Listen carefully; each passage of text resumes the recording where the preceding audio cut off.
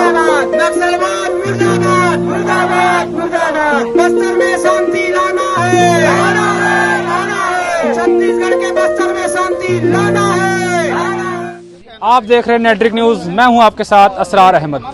छत्तीसगढ़ एक नक्सली प्रभावित क्षेत्र है, राज्य है, जहां आए दिन नक्सली हमला होता रहता है। उस नक्सली हमले में देश के जवान शहीद होते हैं, आम जनता जो है उनकी शहादत होती है, उनकी मौत होती है। लेकिन सरकार, चाहे वो केंद्र शासित सरकार हो या फिर राज्य सरकार हो, मुआवजे के नाम पे सिर्फ ढकोसलेबाजी और कुछ भी नहीं। इसी सिलसिले में आज हमारे साथ कुछ नक्सल प्रभावित क्षेत्र से लोग मौजूद हैं। हम इनसे बात करेंगे और जानेंगे कि आखिर नक्सल प्रभावित क्षेत्र में सरकार तो लुभावने वादे करती है, लेकिन क्या ज़मीनी स्तर पे काम होता है? क्या ज़मीनी स्तर पे कागज़ों के अलावा काम होता है? इनको कुछ लाभ मिलता है? शहीद परिवार हो या फिर जो आम जनता है उनकी हत्या होती है, इनकी मौत होती है।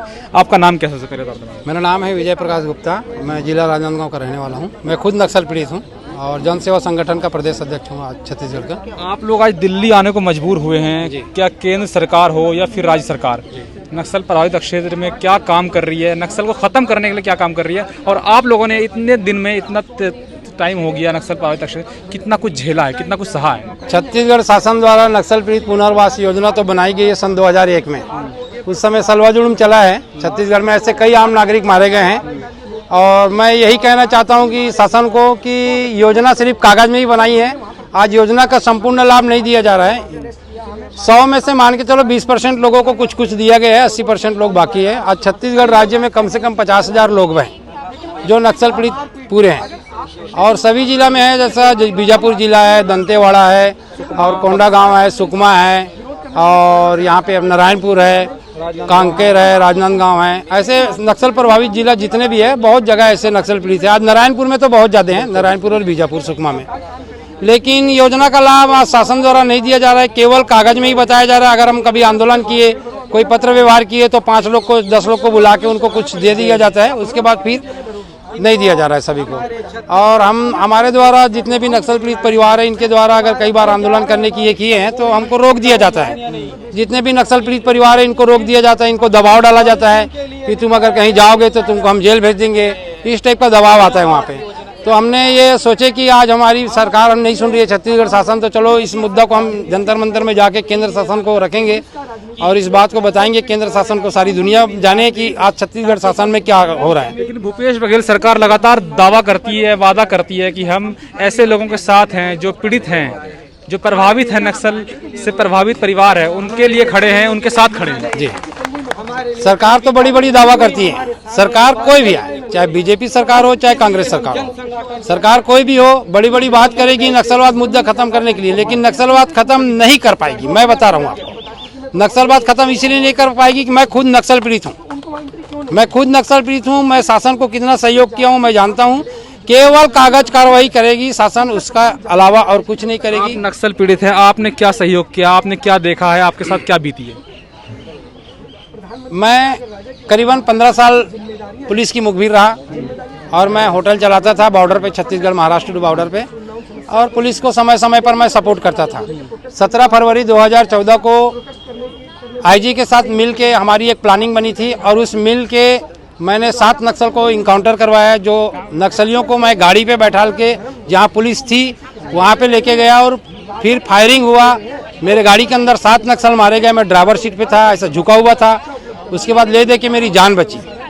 जान बचने के बाद मैंने फिर मेरा बात ओपन हो गया लोगों के समक्ष में। लोग सब बोल रहे हैं कि तुमने नक्सलवाद को मरवाए तो तुम्हारी जान खतरे में। मैंने आईजी साहब को कई बार इस मुद्दा को रखा, शासन प्रशासन को। मैं दिल्ली भी आया था, यहाँ राजनाथ सिंह को मैंने बताया, उस समय 2015 में आया था, लेकिन मुझे यहाँ पे कहीं सपोर्ट नहीं मिला। तो मैंने माननीय उच्च न्यायालय बिलासपुर में हाई कोर्ट में याचिका लगाया और याचिका लगाए तो तत्काल मुझे सुरक्षा देने के लिए आदेश किया गया, माननीय उच्च न्यायालय का आदेशानुसार से मुझे छत्तीसगढ़ शासन द्वारा, पुलिस प्रशासन द्वारा मुझे सुरक्षा दिया गया। लेकिन नाम का सुरक्षा है, काम का नहीं है। आज मुझे कभी भी सुरक्षा दे रहे हैं, कभी भी सुरक्षा हटा देते हैं। आज दिल्ली जाने के लिए मैंने आवेदन लिख के दिया राजनांदगांव एसपी को, वो कह रहे हैं कि आपका सुरक्षा दिया गया है, उनको दिल्ली नहीं भेजना है, अनुमति नहीं दिया जाएगा। जो गार्ड आपकी सुरक्षा में? हाँ, मेरे गार्ड, मेरे 2 पीएसओ जी हैं, कागज में हैं, लेकिन आज मैं दिल्ली आया हूँ, मेरी सुरक्षा हटा दिए गए। आज दिल्ली में नक्सलवाद है, दिल्ली में आतंकवाद है, तो मैं जाऊँ तो जाऊँ कहाँ? आज दिल्ली आने के लिए मेरी सुरक्षा हटा रही, इनको इतनी डर है मेरे साथ ये करने के लिए, केवल ढपोसला कर रही है। शासन नक्सलवाद खत्म नहीं करना चाहती।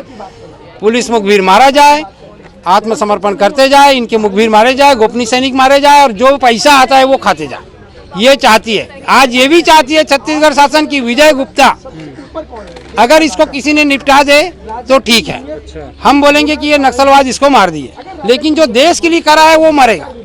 मैंने देश हित के लिए काम किया। आज मेरे साथ जो कर्मचारी थे उनको राष्ट्रपति मेडल मिला, गैलेंड्री अवार्ड मिला, और आज मेरे को अपना घर दार सब कुछ बच्चे छोड़कर आज मैं जिला राजनांदगांव में रह रहा हूँ। मैं बॉर्डर में रहता था, 3-4 जगह मेरा जमीन था, दुकान था, घर था, ढाबा था, सब कुछ छोड़ दिया। आज पूरी बर्बाद हो गई, खंडर हो गई।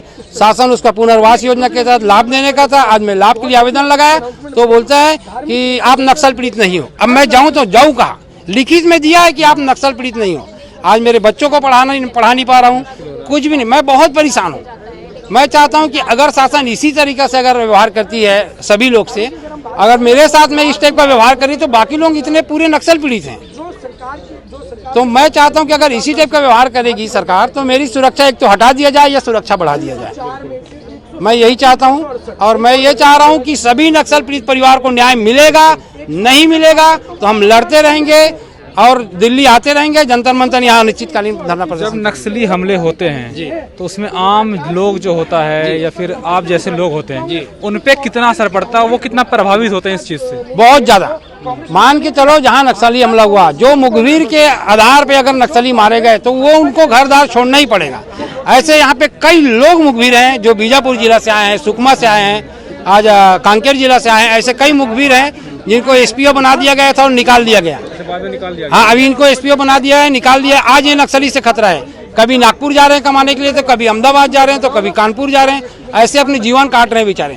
आज ये कहीं शासन के पास जा रहे हैं तो इनकी कोई सुनने वाली नहीं है। इसलिए हम ये चाह रहे हैं कि आज जंतर मंतर में जाएंगे, हम मीडिया के समक्ष बताएंगे और मीडिया हमारी बात को शासन तक रखेगी, तब आपको लाभ मिलेगा करके। समर्पित नक्सली भी हैं जो छत्तीसगढ़ से हैं, हम उनसे ही बात करने की कोशिश करेंगे कि किस तरह से क्या राज्य सरकार इनको कितना फ़ायदा पहुंचाती है अगर हमले में कोई जवान शहीद हो जाता है या फिर कोई आम आदमी जो इस हमले में मारा जाता है। क्योंकि राज्य छत्तीसगढ़ में बॉर्डर लगे हुए हैं, महाराष्ट्र के बॉर्डर हैं, गढ़चिरौली है, वहाँ भी नक्सली हमले लगातार होते रहे। नक्सली का गढ़ माना जाता है गढ़चिरौली, और मध्य प्रदेश का बालाघाट वो भी नक्सली गढ़ माना जाता है। और छत्तीसगढ़ की तो बहुत सारे शहर ऐसे हैं, राजनांदगांव है, कांकेर है, बस्तर है, जगदलपुर है, नारायणपुर है, राजनांदगांव है, सुकमा है, दंतेवाड़ा है। ये सब छत्तीसगढ़ के नक्सली इलाके हैं जहां लगातार नक्सली हमले होते रहते हैं। बॉर्डर जुड़ा हुआ है आप नक्सली समर्पित हैं तो आपको कुछ लाभ मिला सरकार से? अभी तक तो सरकार से कोई लाभ नहीं मिला है। हाँ, सलवाजुड़ू में पहले मैं काम करता था तो अभी तक सरकार दी नहीं है लाभ। तो आपके माइंड में, आपके दिमाग में कब आया था कि आपको ये सब छोड़ के, नक्सल छोड़ के समर्पित करना है, एक अच्छा इंसान, एक अच्छे नागरिक बनना है? कब आया था? ये 5 साल पहले आया था। ये वाला एक आदमी मेरे को बताया था कि आत्मसमर्पण करना है, नौकरी मिलेगा, ऐसा बोले थे। तो अब नौकरी नहीं दिया जा रहा है, मैं यहाँ वहाँ भटक रहा हूँ।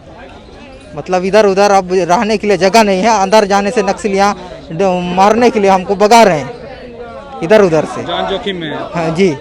तो जब नक्सली बने थे आप, तो क्यों बने थे, क्या सोच के बने थे? पहले उन्हीं लोग आंध्रा साइड से आए थे, उन्हीं लोग पकड़ के खाना वाना खिलाते थे, बंदूक खिलाते थे। इसी वजह से उनके साथ हम मदद करते थे। तो उन लोग बाद में अपना से सपोर्ट किए और हमको रख लिए उन्हीं लोग। बीजापुर जिले से आए हैं सर हम लोग। वो तो ज़्यादा ही नक्सल प्रभावित इलाका है। जी। वही सर, कम से कम 2006 में हमारे पिताजी को ऐसे मारे थे नक्सली। मारने से हम लोग मतलब उसके बाद से परेशान हो रहे हैं सर कि जैसे योजना का लाभ बनाए तो कुछ ना कुछ मिले, नौकरी या फिर कुछ ना कुछ, जैसे बोलते हैं कि पुनर्वास योजना का लाभ वो मिले हमको। मारे तो हैं तो है, पूरा डॉक्यूमेंट पूरा वो किए हैं सर। नक्सली ने आपके पिताजी की हत्या की, लेकिन सरकार की तरफ से अभी तक किसी भी योजना का लाभ नहीं मिला। जी, कोई योजना का लाभ नहीं है सर। इसलिए हम लोग सोचे हैं कि नहीं, चलो एक बार दिल्ली जाके देखते हैं। 2 बार रायपुर आए थे सर, 2 बार रायपुर आए थे, वहाँ पे भी धरना प्रदर्शन किए, विज्ञापन सौंपे, सब कुछ हुआ है, तब भी कुछ नहीं हो पाया। तो इसलिए अभी आए हैं कि यहाँ पे दिल्ली में ऐसी सर किसी किसी के यहाँ से बस ऐसी किसी के यहाँ से पैसा निकाल उकाल के आ गए हैं, बस किराया करके स्पेशल करके। उम्मीद है जी अब यहाँ अभी यहाँ आए तो उम्मीद होना चाहिए सर मेरे ख्याल से। सेंटर जगह है तो सेंटर की तरफ से कुछ तो उम्मीद जाना चाहिए कि नक्सल पीड़ित को सर जो सुविधा बनाएंगे वो होना नहीं चाहिए। है सर, कम से कम 5 से 600 लोग 15 से 2000 लोग हैं सर। है सर, हम ही लोग नहीं है जी, बहुत सारे लोग हैं सर। ऐसे जी कोई लाभ नहीं मिला है सर, ऐसी परेशान है सभी। ऐसी जब हम लोग बोले थे, जैसे सर बताया था हम लोग को चलो जाना है धरना प्रदर्शन करना है बोल के, बोलने से जैसे आएंगे बोले थे सर, लेकिन वही है सर उतना दूर से आने के लिए पैसा वैसा होना चाहिए ना, कैसे करके कम से कम 10-10 हजार लग रहा है। तो ऐसे किसी के यहाँ से निकाल के कोई बकरी बेचा था, कोई गाय बेचा था, ऐसा टाइप का पैसा को इकट्ठा करके यहाँ तक के आए हैं।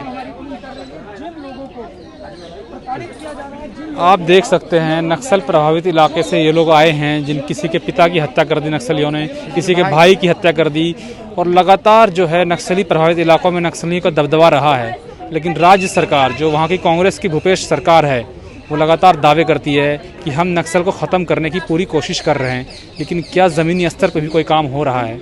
काफ़ी टाइम से आपने देखा है कि राजनांदगांव हो, सुकमा हो, बस्तर हो, जगदलपुर हो, दंतेवाड़ा हो या फिर राजनांदगांव, वहाँ लगातार नक्सली हमले होते आए हैं। महाराष्ट्र का गढ़चिलौरी है, मध्य प्रदेश का बालाघाट, ये नक्सल प्रभावित क्षेत्र है। लेकिन क्या वहाँ राज्य सरकार कोई कदम उठाएगी और इनके परिवारों को, जो पीड़ित परिवार है, नक्सल पीड़ित परिवार है, उनको हक मिलेगा?